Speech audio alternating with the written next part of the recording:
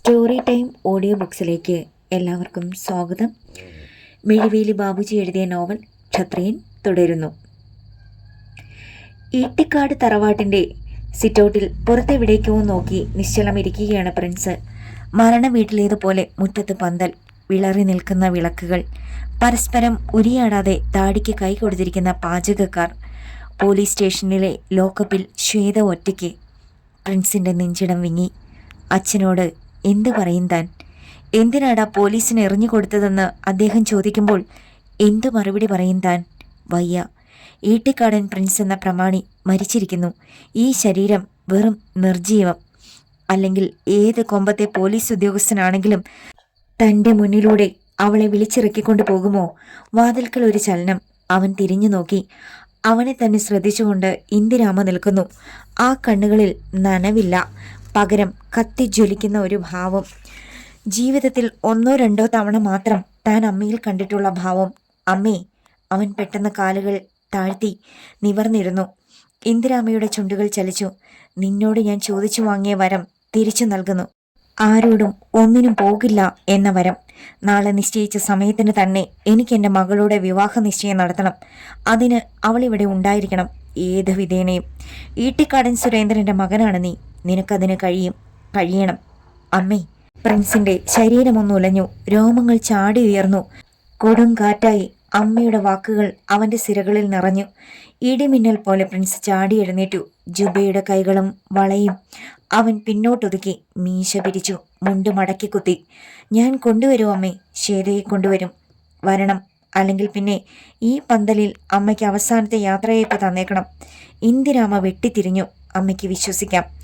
ഇടം കൈ സിറ്റൗട്ടിന്റെ കൈവരിയിൽ കുത്തി അവൻ മുറ്റത്തേക്ക് ചാടി. അപ്പുണ്ണി! ആ വിളിയിൽ പാചകക്കാരൻ ചാടി എഴുന്നേറ്റു. നിങ്ങൾക്ക് ആരംഭിക്കാം. നാളെ പറഞ്ഞ സമയത്ത് തന്നെ ശ്വേതയുടെ വിവാഹ നിശ്ചയം നടക്കും. പാചകക്കാർക്ക് ഉത്സാഹമായി. പ്രിൻസ് ക്വാളിസിന്റെ ഡോർ തുറന്ന് ചാടിക്കയറി. അത് സ്റ്റാർട്ടായി. റിവേഴ്സ് ഗിയർ വീണു. തീക്കണ്ണുകൾ തെളിഞ്ഞു. പിന്നോട്ട് വന്ന ക്വാളിസ് അവിടെ അടുക്കി വെച്ചിരുന്ന ഫൈബർ കസേരകൾ ഇടിച്ചു തെറിപ്പിച്ചു. പിന്നെ അതേ വേഗത്തിൽ മുന്നോട്ട്. പന്തലിന്റെ തൂണുകളിൽ വെട്ടിയൊഴിഞ്ഞ് ഗേറ്റിലേക്ക്. പ്രിൻസ് ആറന്മുളയിലെത്തി. പോലീസ് സ്റ്റേഷന് മുന്നിലായപ്പോൾ ക്വാളിസിന്റെ വേഗത അല്പം കുറച്ചു. ഗേറ്റിലൂടെ അകത്തേക്ക് നോക്കി. ആരെയും കണ്ടില്ല. അതിനുള്ളിൽ തൻ്റെ പെങ്ങൾ. വീണ്ടും മുന്നോട്ട് പാഞ്ഞു ക്വാളിസ്. പെട്ടെന്ന് അവൻ്റെ സെൽഫോൺ ശബ്ദിച്ചു. വേഗത കുറയ്ക്കാതെ തന്നെ അവൻ ഫോൺ എടുത്ത് ഡിസ്പ്ലേ സ്ക്രീനിലേക്ക് നോക്കി. ആ നമ്പർ കണ്ടതും അവൻ ബ്രേക്ക് അമർത്തി. ഫോൺ കാതോട് ചേർത്തു. രാജശേഖരൻ സാർ, ഞാൻ ഇന്ന് ഒത്തിരി തിരഞ്ഞു സാറിനെ. ഞാൻ കുടുംബസമേതം തിരുവനന്തപുരം വരെ പോയിരുന്നു പ്രിൻസേ. സെൽഫോൺ എടുക്കാനും മറന്നുപോയി. ഇവിടെ വന്നപ്പോഴാ അതിൽ പലതവണ പ്രിൻസിന്റെ നമ്പർ കണ്ടത്. എന്തായിരുന്നു കാര്യം? പ്രിൻസിന് ആവേശമായി. ഞാൻ 5 മിനിറ്റിനുള്ളിൽ അങ്ങെത്താൻ സാറേ. തെക്കേ മലയോട് അടുത്തുകൊണ്ടിരിക്കുകയാണ് ഞാൻ. ഓക്കെ. ഫോൺ കീശയിലിട്ടിട്ട് അവൻ ആക്സിലറേറ്ററിൽ ഒന്നുകൂടി കാലം ആഞ്ഞമർത്തി. തിരക്കൊഴിഞ്ഞ റോഡിലൂടെ വണ്ടി നിലം തൊടാതെ പാഞ്ഞു. 5 മിനിറ്റ് വേണ്ടി വന്നില്ല. 3 മിനിറ്റുകൾക്കുള്ളിൽ തന്നെ ക്വാളിസ് CI രാജശേഖരന്റെ വാസസ്ഥാനത്തെത്തി. സിറ്റൗട്ടിൽ തന്നെ കാത്തു നിൽക്കുകയായിരുന്നു അയാൾ. വണ്ടി നിർത്തി. അവൻ ഓടിച്ചെന്നു. എന്തു പറ്റി പ്രിൻസേ? സാർ. ഏതാനും വാചകങ്ങൾക്കുള്ളിൽ തന്നെ അവൻ ഉണ്ടായതെല്ലാം പറഞ്ഞു. രാജശേഖരന്റെ മുഖത്ത് പലവിധ ഭാവങ്ങൾ മിന്നിമറിഞ്ഞു. പെട്ടെന്ന് എന്തെങ്കിലും ചെയ്യണം പ്രിൻസേ. അതിനാ എനിക്ക് സാറിന്റെ സഹായം വേണ്ടത്. അവൻ ആവേശത്തോടെ തുടർന്നു. സാറ് പിന്നിലൊന്ന് നിന്നാൽ മതി, ബാക്കി ഞാനേറ്റു. ഗീതാമണി പുറത്തേക്ക് വന്നു. എന്താ പ്രിൻസേ? രാത്രിയിൽ ഒരത്യാവശ്യം വന്നു. രാജശേഖരനാണ് പറഞ്ഞത്. നീ വാതിലടിച്ചു കിടന്നു, ഞാൻ പുറത്തേക്കൊന്ന് പോകുന്നു. വേഗം വേഷം മാറി രാജശേഖരനും കൂടി പ്രിൻസിന്റെ ക്വാളിസിൽ കയറി. വിനയ കള്ളനോട്ടാണ് കൊടുത്തതെന്ന് പോലീസിൽ പരാതിപ്പെട്ട തുണിക്കടക്കാരനെ പൊക്കണം, രാജശേഖരൻ പറഞ്ഞു. അയാളുടെ വീട് കണ്ടുപിടിക്കണം. പ്രിൻസ് നേരെ കടയ്ക്കടുത്തേക്ക് വണ്ടി വിട്ടു. അവിടെ തട്ടുകട നടത്തുന്ന ഒരു സ്ത്രീ ഉണ്ടായിരുന്നു. അവരോട് ചോദിച്ച് കടയുടമയുടെ വീട് മനസ്സിലാക്കി. നേരെ ചരൽ കുന്നിലേക്ക് പോപ്സൺ ക്രിഷർ മെറ്റൽ യൂണിറ്റിലേക്ക് തിരിയുന്നതിന് ഏതാനും മീറ്റർ ഇപ്പുറത്ത് ക്വാളിസ് നിന്നു. വലതുഭാഗത്ത് ഒരു വലിയ വീടുണ്ടായിരുന്നു. അതിനു മുകളിൽ ചുറ്റും വെള്ളി വെളിച്ചം ചിതറിച്ചു കൊണ്ട് നിൽക്കുന്ന ഒരു ലൈറ്റ്. പൂട്ടിയിട്ടിരിക്കുന്ന ഗേറ്റിനടുത്തേക്ക് പ്രിൻസ് നീങ്ങിയതേയുള്ളൂ. ഒരു കാളക്കുട്ടിയോളം വലിപ്പമുള്ള നായ് പാഞ്ഞെത്തി. അവൻ തിരിഞ്ഞ് വണ്ടിയിൽ നിന്ന് ജാക്കി ലിവർ വലിച്ചെടുത്തു. ഞാൻ പോയിട്ട് വരാം സർ. ഓക്കെ, രാജശേഖരൻ ഓർമ്മിപ്പിച്ചു. എന്തെങ്കിലും അത്യാവശ്യം ഉണ്ടെങ്കിൽ അടയാളം കാണിക്കണം. ശരി സർ. അവനൊരു കുതിപ്പിന് ഗേറ്റിന് മുകളിൽ കയറി. കൂറ്റൻ നായി കൈകൾ ഗേറ്റിലേക്ക് ഉയർത്തി വെച്ച് രോഷത്തോടെ കുരച്ചു. തിരക്ക് കൂട്ടാതെട പോനെ, ദാ ഞാൻ പറന്നു വരുന്നു. പറയുന്നതിനിടയിൽ തന്നെ മിന്നൽ പോലെ താഴേക്ക് ചാടി പ്രിൻസ്. നായി അവനെ കടിക്കാനായി വെട്ടിത്തിരിഞ്ഞതും ജാക്കി ലിവർ ഉയർന്നു താഴ്ന്നു. ശിരസും പിളയുന്നത്ര ശക്തിയിൽ നായിയുടെ ഉച്ചയ്ക്ക് അടികിട്ടി. വല്ലാതെയൊന്ന് മൂങ്ങിക്കൊണ്ട് നായി ചെടികൾക്കിടയിലൂടെ എങ്ങോട്ടോ കുതിച്ചു പാഞ്ഞു. ടാർ ചെയ്ത ഡ്രൈവ് വേയിലൂടെ പ്രിൻസ് ആ ഇരുനില കെട്ടിടത്തിന്റെ സിറ്റൗട്ടിലെത്തി. പോർച്ചിൽ ഒരു ബെൻസ് കാർ കിടപ്പുണ്ടായിരുന്നു. കോളിംഗ് ബെല്ലമർത്തി അവൻ സെക്കൻഡുകൾ കാത്തു. അക്ഷമ കൂടി വന്നപ്പോൾ വാതിലിൽ ആഞ്ഞാഞ്ഞിടിക്കാനും തുടങ്ങി. അകത്തും സിറ്റൗട്ടിലും ലൈറ്റ് തെളിഞ്ഞു. ആരാ? ജനൽപ്പാളി അല്പം തുറക്കപ്പെടുന്നതിനിടയിൽ പുരുഷ ശബ്ദം കേട്ടു. കോഴഞ്ചിന്ന് വരികയാ, കടയിൽ കള്ളൻ കയറി. കർത്താവേ! പെട്ടെന്ന് വാതിൽ തുറക്കപ്പെട്ടു. പ്രിൻസ് അകത്തേക്ക് ചാടി കയറി. വാതിൽ തുറന്ന ചെറുപ്പക്കാരനെ നോക്കി ചിരിച്ചു. നിങ്ങൾ ആരാ? എന്തു വേണം? അയാൾ പകച്ചു. നിനക്കെന്നെ അറിയത്തില്ല അല്ലേട കഴിവേറി. അവൻ്റെ മുഖത്തേക്ക് നോക്കിക്കൊണ്ട് തന്നെ പ്രിൻസ് കൈ പിന്നോട്ട് ഉയർത്തി വാതിലിൻ്റെ ബോൾട്ടിട്ടു. അയാൾ വിളറിപ്പോയി. മോനെ ഡെനീസേ, ഈട്ടിക്കാടനോട് കളിക്കാൻ മാത്രം നീ വളർന്നു അല്ലേ? ഈട്ടിക്കാടൻ! ആ പേര് കേട്ടതും അയാളുടെ വിളർച്ച പൂർണ്ണമായി. ഞാൻ മറുപടി കൈവീശി ചെകിട്ടത്തൊരടിയായിരുന്നു. ആ അടിയൊച്ച കെട്ടിടത്തിൻ്റെ അകത്തളം വരെ മുഴങ്ങി. അയ്യോ, അച്ചായനെ കൊല്ലുന്നേ! വാതിൽക്കൽ നിന്നൊരു നിലവിളി. പ്രിൻസ് അങ്ങോട്ട് നോക്കി. ഡെന്നീസിന്റെ ഭാര്യ ആയിരിക്കണം അത്. മിണ്ടരുത്! പിന്നിൽ ഒളിച്ചു പിടിച്ചിരുന്ന ജാക്കി ലിവർ മുന്നോട്ട് നീട്ടി. അവൻ അലറി. നിന്റെ ഈ കിഴങ്ങൻ ഭർത്താവിൻ്റെ തലയുണ്ടല്ലോ, പേട്ട് തേങ്ങ പോലെ ഞാൻ തല്ലി ഉടയ്ക്കും. വായി ആരോ പൊത്തിപ്പിടിച്ചതുപോലെ അവളുടെ നിലവിളി നിന്നു. ഡെനീസ് എന്ത് വേണമെന്നറിയാതെ പകച്ചു. വാടാ എൻ്റെ കൂടെ! അവൻ്റെ ഷർട്ടിൽ കുത്തിപ്പിടിച്ച് പ്രിൻസ് പിന്തിരിയാൻ ഭാവിച്ചു. എന്തിനാ? അവൻ വിക്കി. നിന്റെ ഭാര്യയ്ക്ക് രണ്ടാം കെട്ടിനൊരു ചെറുക്കനെ നോക്കി വെക്കാൻ. അല്ലെങ്കിൽ നീ ചത്തു കഴിയുമ്പോൾ ഇവൾക്ക് കൂടെ കിടക്കാൻ ആരുണ്ടടാ? ചോദ്യത്തിനിടയിൽ തന്നെ കാൽമുട്ടുകൊണ്ട് അവൻ്റെ അടിവയറ്റിൽ ഒന്ന് താങ്ങി പ്രിൻസ്. അമ്മേ! അവൻ്റെ കണ്ണ് തള്ളി. എന്നെ എന്തിനാ പ്രിൻസ് ഇങ്ങനെ ഉപദ്രവിക്കുന്നത്? അപ്പോൾ നിനക്കെന്നെ അറിയാം, എൻ്റെ പേരറിയാം. ഒക്കെ അറിഞ്ഞുകൊണ്ട് തന്നെ നീ ഈ നാറിയ കളി നടത്തിയത് അല്ലേടാ? ഞാനൊന്നും ചെയ്തിട്ടില്ല. ഇല്ലേടാ? പ്രിൻസ് അവൻ്റെ മുഖം വലിച്ച് തന്നിലേക്ക് അടുപ്പിച്ചു. എൻ്റെ പെങ്ങൾ നിന്റെ കടയിൽ കള്ളനോട്ട് തന്നോടാ? തന്നു. ഭാ തെണ്ടിപ്പട്ടി! കള്ളം പറഞ്ഞാലുണ്ടല്ലോ കൊന്നുകളയും ഞാൻ. കള്ളനോട്ട് കൊണ്ട് ഈട്ടിക്കാടന്മാർക്ക് ജീവിക്കേണ്ട കാര്യം ഉണ്ടായിട്ടില്ലടാ. പിന്നെ കള്ളനോട്ടുകളെ കുറിച്ച് നീ കേട്ടിട്ടുണ്ടാവും. നിന്റെ അമ്മയുടെ നാവിൽ നിന്ന് തന്നെ. ഒരു കള്ളനോട്ടുകാരൻ്റെ രൂപം നീ കേട്ടറിഞ്ഞിട്ടുണ്ടാവും. 1.5 കാലും ഒടിഞ്ഞു തൂങ്ങിയ കൈകളുമുള്ള പരമദരിദ്രനായ ഒരു നായിൻ്റെ മോൻ കോടീശ്വരനായതിൻ്റെ ചിത്രം. പ്രിൻസ് ഡെനീസിനെ എടുത്തെറിഞ്ഞു. അവൻ ചെന്നൊരു കസേരയിൽ വീണു. അവിടെ നിന്ന് കസേരയോടൊപ്പം നിലത്തേക്കും. ഡെനീസിന്റെ ഭാര്യ ഓടി വന്നു പ്രിൻസിന്റെ കാൽക്കൽ വീണു. കൊല്ലരുത്, അച്ഛനെ കൊല്ലരുത്. നിനക്കറിയാമോ, നാളെ കല്യാണം ഉറക്കേണ്ട എൻ്റെ പെങ്ങള് ഇവൻ കാരണം ലോക്കപ്പില. ഭാര്യ ഡെനീസിനെ രൂക്ഷമായി നോക്കി.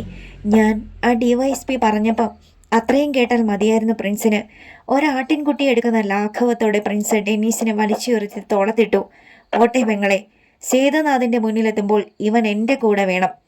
അവൻ വാതിൽക്കലേക്ക് നടന്നു. ലോക്ക് എടുത്തിട്ട് തിരിഞ്ഞ് കൂട്ടിച്ചേർത്തു. ഈ സംഭവം ആരെയെങ്കിലും അറിയിക്കാനായി ഇവിടുത്തെ ഫോൺ ശബ്ദിച്ചാൽ പിന്നെ ഇവന്റെ ശവം പമ്പാ നദിയിൽ നിന്നെടുത്താൽ മതി. അത് കേട്ട് അവൾ മരവിച്ചതുപോലെ നിന്നു. CI രാജശേഖരൻ പ്രിൻസിനെ കാത്തു നിൽപ്പുണ്ടായിരുന്നു. വടക്കേ യാത്രയിൽ ഡെനീസ് മനസ്സ് തുറന്നു.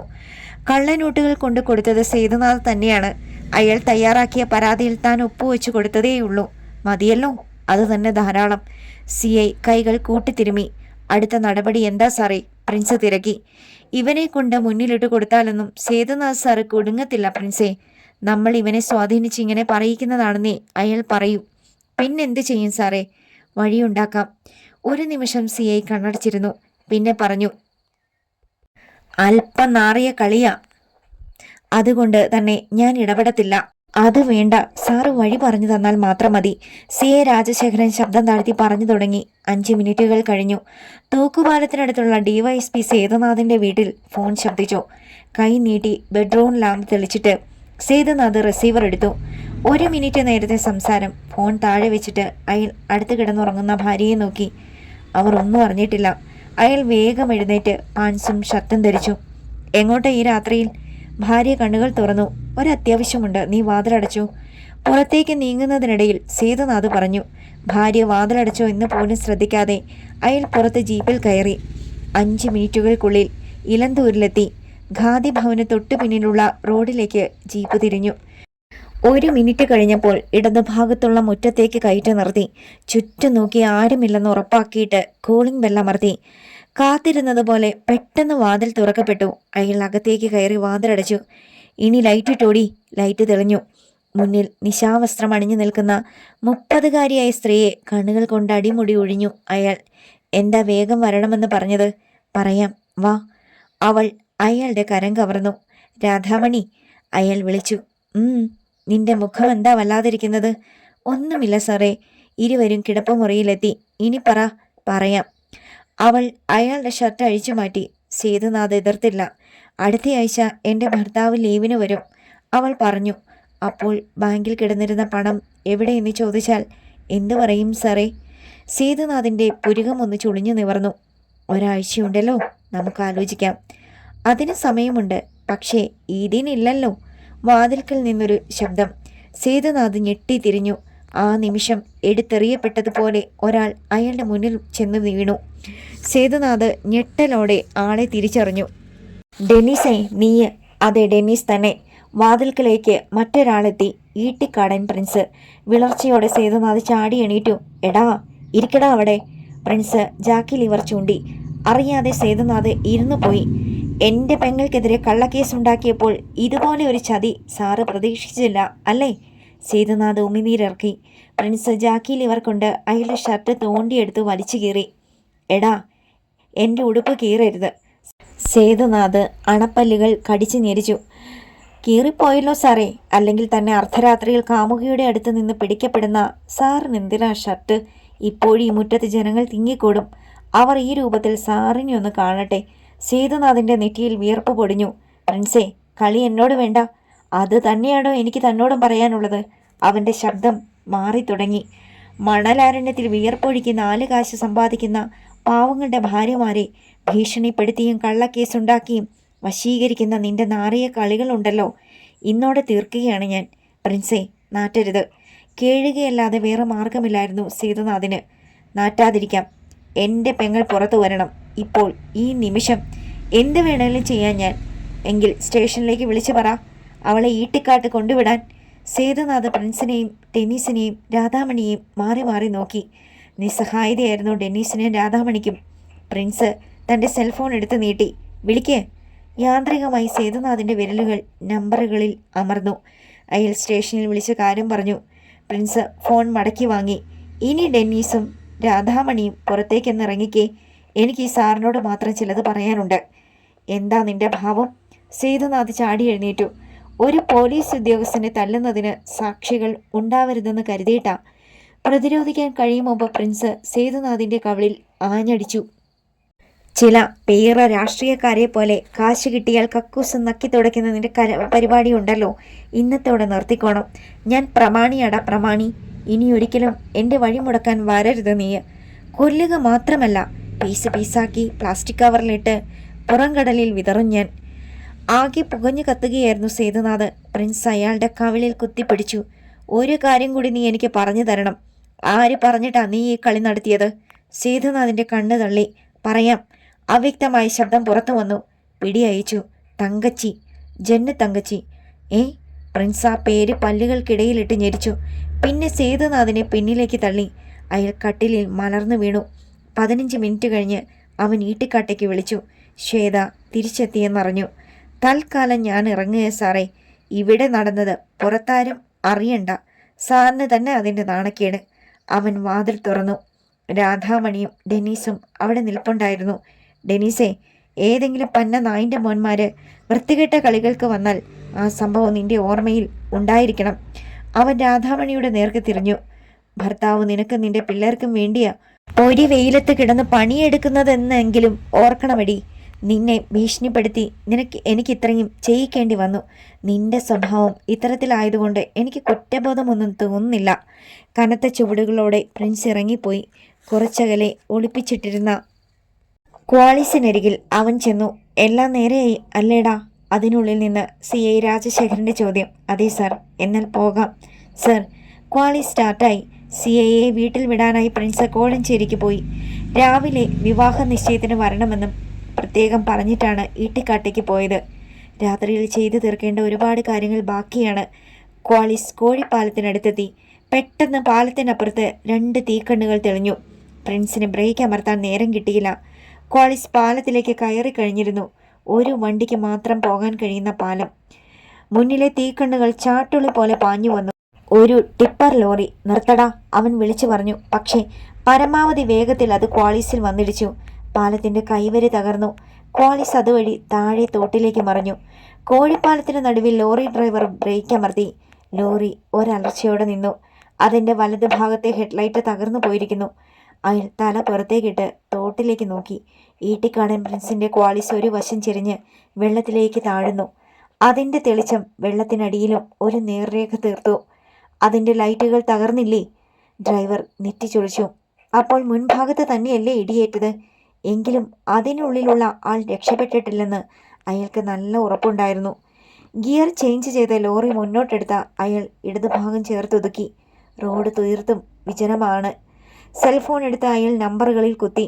അടുത്ത നിമിഷം അപ്പുറത്ത് അറ്റൻഡ് ചെയ്യപ്പെട്ടു. കാത്തിരുന്നത് പോലെ. ചത്തെന്നുറപ്പാക്കിയിട്ടേ പോകാവൂ. അപ്പുറത്ത് നിന്ന് നിർദ്ദേശം. ശരി, നേരെ തമിഴ്നാട്ടിലേക്ക് തന്നെ പോയിക്കൊള്ളണം. നേരം പുലരും മുമ്പ് കുമളിയിലെത്തണം. അങ്ങനെ ചെയ്യാം. ഡ്രൈവർ ലോറി എഞ്ചിൻ ഓഫ് ചെയ്തിട്ട് ഒരു ടോർച്ചുമായി ഇറങ്ങി. പാലത്തിൽ വന്ന് നിന്ന് താഴേക്കടിച്ചു നോക്കി. ഇപ്പോൾ ലൈറ്റുകൾ അണഞ്ഞിരിക്കുന്നു. കനത്ത മഴ കാരണം ക്വാളിസിൽ തട്ടി. അതിന് മീതെ കൂടി ഒഴുകിയാണ് ജലം. അതിൽ നിന്ന് ഒരാൾക്ക് പുറത്തു വരാനേ കഴിയില്ല. എങ്കിലും പാലത്തിൻ്റെ ഒരു ഭാഗത്ത് കൂടി അയാൾ സൂക്ഷിച്ച് താഴേക്കിറങ്ങി. ആ ഭാഗത്ത് ഒരാൾ ഉയരത്തിൽ കാട്ടുചേമ്പുകൾ വളർന്നു നിൽക്കുകയാണ്.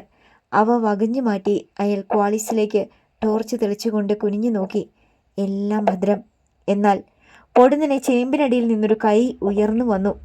ഡ്രൈവർ തൊണ്ടയിൽ കുരുങ്ങി വീണ നിലവിളിയോടെ പിന്നോട്ട് മാറാൻ ഭാവിച്ചു. പക്ഷെ അതിനു മുമ്പ് ഷട്ടിൽ പിടുത്തം വീണു. ആ കൈ അയാളെ ഉയർത്തി വെള്ളത്തിലേക്കിട്ടു. ടോർച്ച് കയ്യിൽ നിന്ന് കത്തിക്കൊണ്ട് തന്നെ വെള്ളത്തിൽ വീണ് താണുപോയി. ഡ്രൈവർ കുതറി നീന്താൻ ഭാവിച്ചു. കഴിഞ്ഞില്ല. തൻ്റെ മുന്നിൽ മഹാമേരു പോലെ ഒരു മനുഷ്യൻ വെള്ളത്തിൽ നിന്ന് ഉയർന്നു വരുന്നത് അയാൾ മങ്ങിയ നാട്ടുവെളിച്ചത്തിൽ കണ്ടു.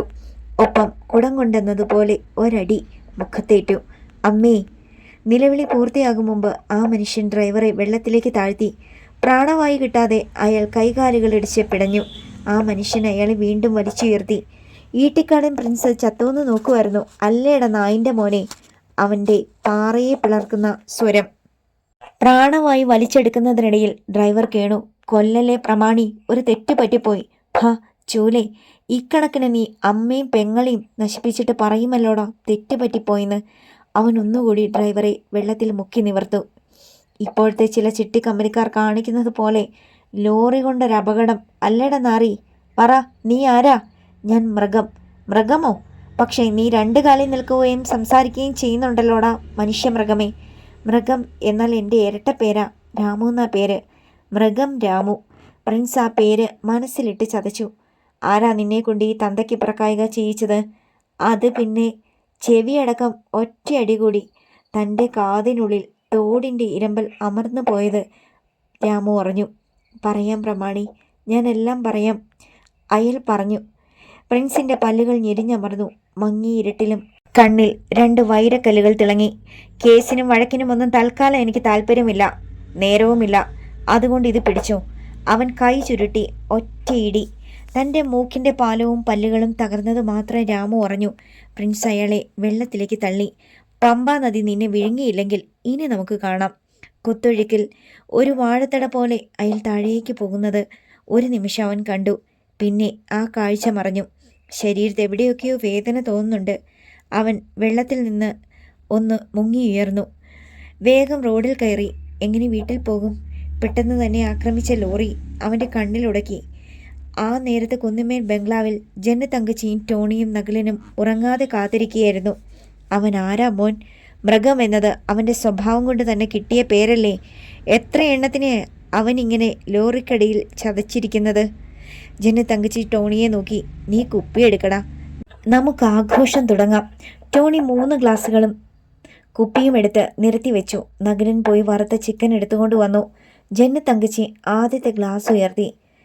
കോട്ടച്ചന്തയെ വെച്ച് അവനെ 4 ആൾ കാണുകെ തീർക്കണമെന്നായിരുന്നു എനിക്ക്. പക്ഷേ അതുവരെ വെച്ചുകൊണ്ടിരുന്നാൽ പറ്റത്തില്ല. അതാ ഇപ്പം ഇങ്ങനെ ചെയ്തത്. അവർ ഒറ്റ വഴിക്ക് ഗ്ലാസ് കാലിയാക്കി. ഒരു ചിക്കൻ കാലെടുത്ത് കടിച്ചു പറിച്ചു. പക്ഷേ ചന്തയിലിട്ട് നമുക്ക് തീർക്കാൻ അയാളുണ്ടല്ലോ, സുരേന്ദ്രൻ, ഈട്ടിക്കാടൻ പട്ടി. പിന്നെ അവൻ്റെ ഭാര്യയും മകളും മതി. അത് തന്നെ ധാരാളം. നകുലൻ എന്തോ പറയാൻ ഭാവിക്കുകയായിരുന്നു. പെട്ടെന്നൊരു വാഹനത്തിൻ്റെ ശബ്ദവും ഗേറ്റിൽ ഭയങ്കര ഒച്ചയും. മൂവരും ഞെട്ടിപ്പിടഞ്ഞെഴുന്നേറ്റ് വാതിൽക്കിലേക്ക് പാഞ്ഞു. വല്ലാത്തൊരു കാഴ്ചയായിരുന്നു അത്. ഗേറ്റും ഇടിച്ചിളക്കിക്കൊണ്ട് പാഞ്ഞു വരുന്ന ഒരു ഒറ്റക്കണ്ണൻ ലോറി. ആ മൃഗത്തിന് ഭ്രാന്ത് പിടിച്ചോ? തങ്കച്ചി നെഞ്ചിൽ കൈവച്ചു പോയി. ഇവൻ എന്തിനാ ഇങ്ങോട്ട് തന്നെ പോകുന്നത്? അപ്പോഴേക്കും ലോറി ഇങ്ങെത്തിയിരുന്നു. പോർച്ചിൽ കിടന്നിരുന്ന തങ്കച്ചിയുടെ കാറിന് പിന്നിൽ ഒറ്റയിടി. കാറിൻ്റെ ഗ്ലാസുകൾ ചിതറി വീണു. ഗിയറിൽ കിടന്നിട്ടും കാർ മുന്നോട്ട് വന്ന് ഭിത്തിയിലും ഇടിച്ചു. എന്താണ് രാമു ഇത്? തങ്കച്ചി ശബ്ദമുയർത്തി. അടുത്ത ഭാഗം നാളെ.